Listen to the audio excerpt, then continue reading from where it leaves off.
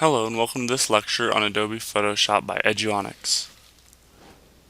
In this lecture we're going to be showing you how to remove a background from an image. In this case we picked one with some hair flyaways. It's 1280 by 1920 or somewhere around there. So it's a nice standard image size.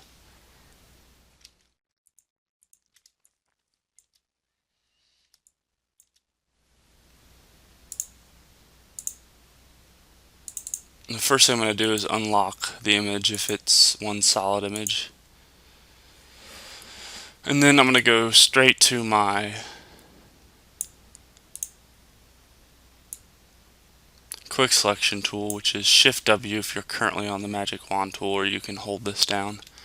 And I'm just going to make my first selection by going over the thing that's the closest to the background. I like to do the hardest thing first, and I'm going to want to hold in the mouse button while I'm doing this, and I want to come as close to the edge as I can, and I definitely don't want to go over the edge into the background, because what I'm doing is selecting, and since it's so close it'll make it harder to clarify that in the future, because it's learning as we do this. It's important to note, and I did go over a little bit there, but it wasn't too much. So I'm going to let go, and you're going to end up zooming in. But as you can see, it does a pretty good job of locking on to what it is. Then the instance of hair and flyaways, when we get to those,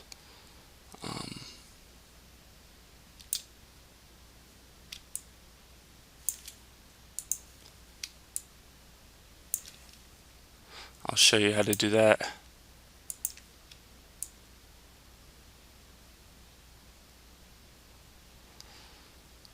We're just going to let it get what it gets right now, and we'll be satisfied with that.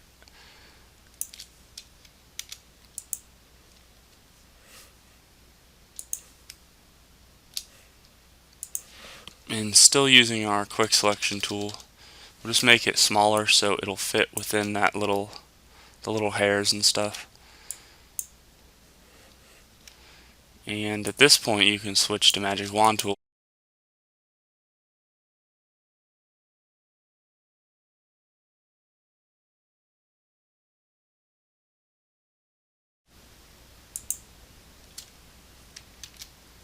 And remember, you always have your undo key.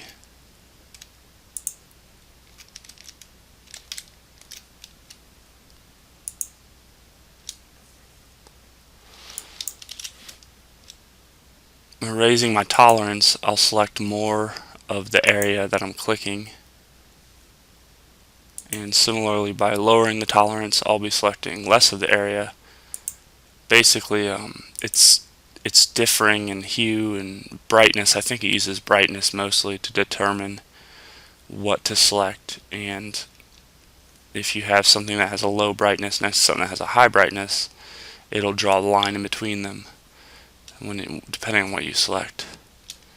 And now holding in Alt and Shift, as you can see in the selection tutorial, will subtract or add to my selection. But right now, let's, with everything selected for the most part, and let's go ahead and get this edge right here if we can.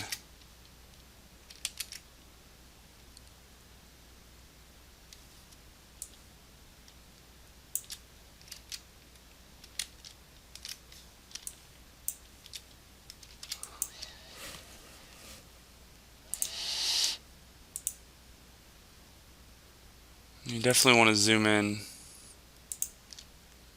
As you can see, I got most of that. And for hair and stuff, you want to go a little bit over, and it's mostly for this next step. And I got a very good selection here for the hair. So let's go into Select and then Refine Edge.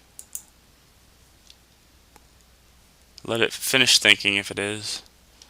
I'm going to pick something that's a little bit more easy to see.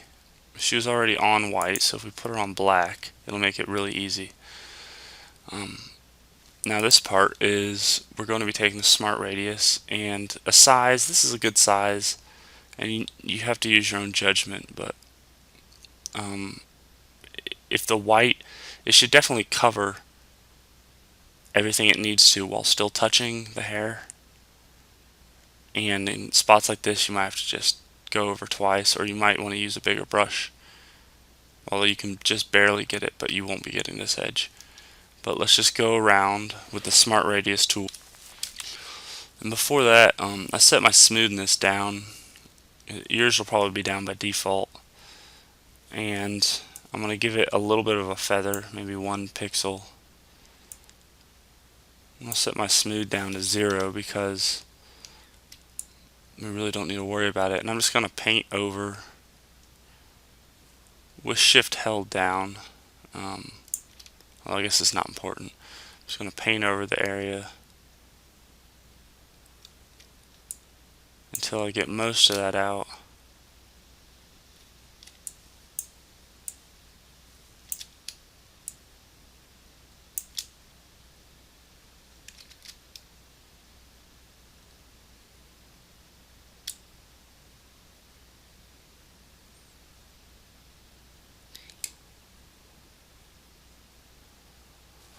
The longer the strokes I make, meaning as I'm doing one big one as opposed to a bunch of little ones to make it, the better.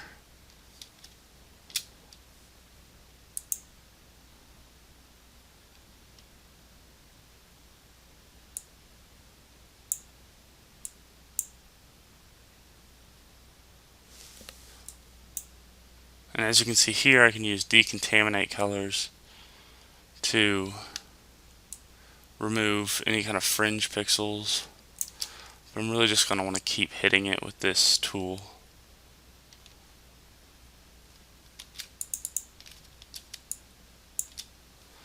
And ultimately, I can come in, maybe give it a little bit of a smooth and shift its edge just a little bit.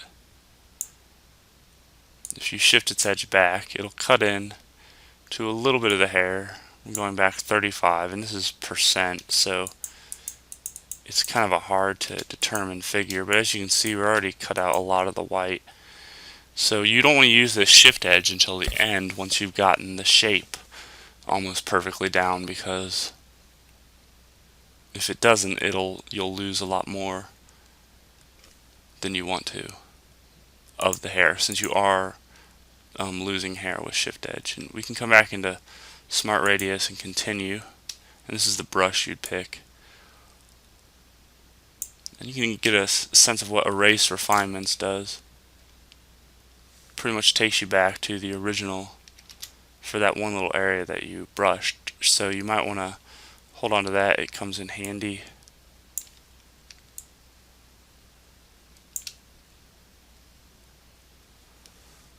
And since we picked the on black option, we're going to be seeing the background as we make this coming through.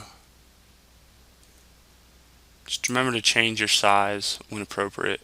So right now we're using this really small area. We don't need that much size.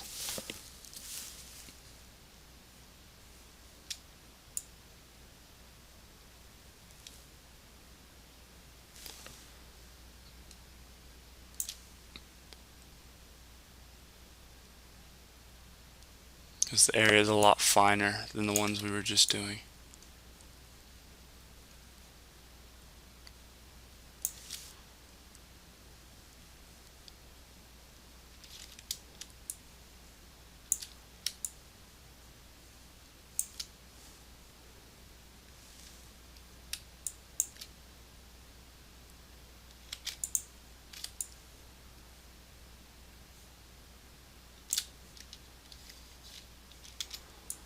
And that was just an anomaly caused by me using my space and dragging, using the hand tool essentially.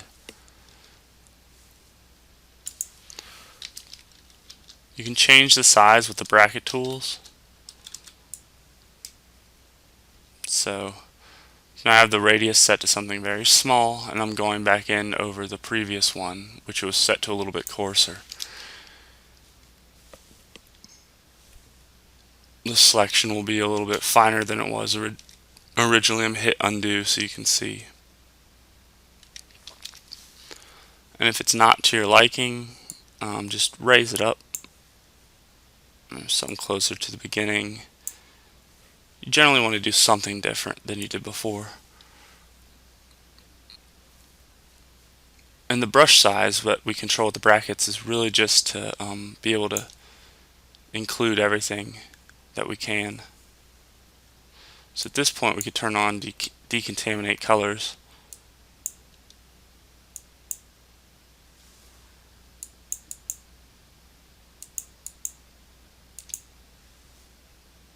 And I'm going to go ahead and hit OK.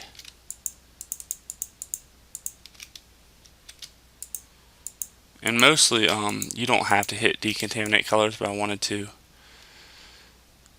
And I should have mentioned that little option, there's a drop down box in the refine edge, and it is to it basically determines what happens with this. But if you didn't like your mask, you could just control click it to select everything in it and then delete layer mask. And having done that, I can just, I could obviously just make a new layer mask since I have it selected. I'm going to go ahead and keep it on the layer mask option because that's non-destructive editing, and non-destructive editing is what you want to accomplish most of the time in Photoshop when you can. It doesn't take any extra time generally. It just means that it's only applying something to a selection or a mask, for example. So we can put a nice red background. You can see that it removed the hair nicely and everything. And of course, if you go through this really fast without me talking, and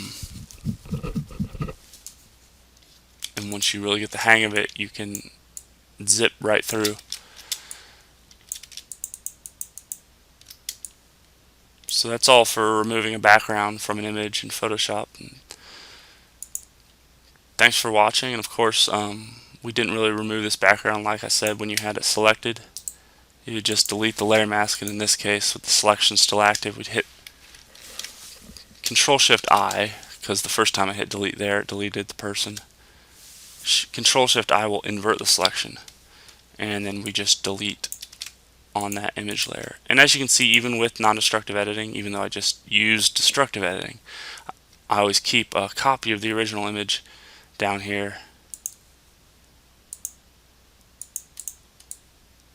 just in case I need it. And thanks for watching.